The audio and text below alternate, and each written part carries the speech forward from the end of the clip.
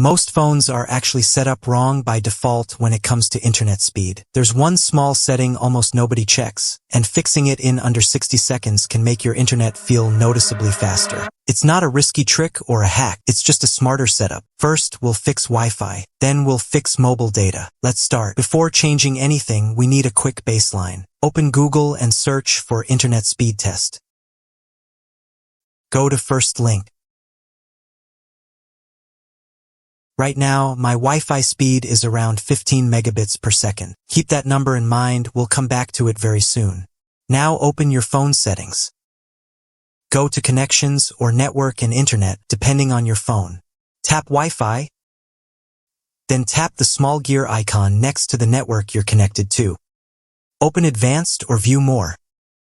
Find IP settings and switch it from DHCP to static. This is safe and you can change it back anytime if you want.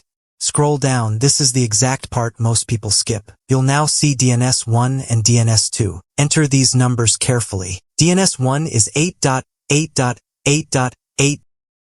DNS2 is 8.8.4.4. Save the changes. Now restart your phone. This step matters because it forces your phone to reconnect using the new settings instead of the old ones. Once it's back on, let's test the speed again.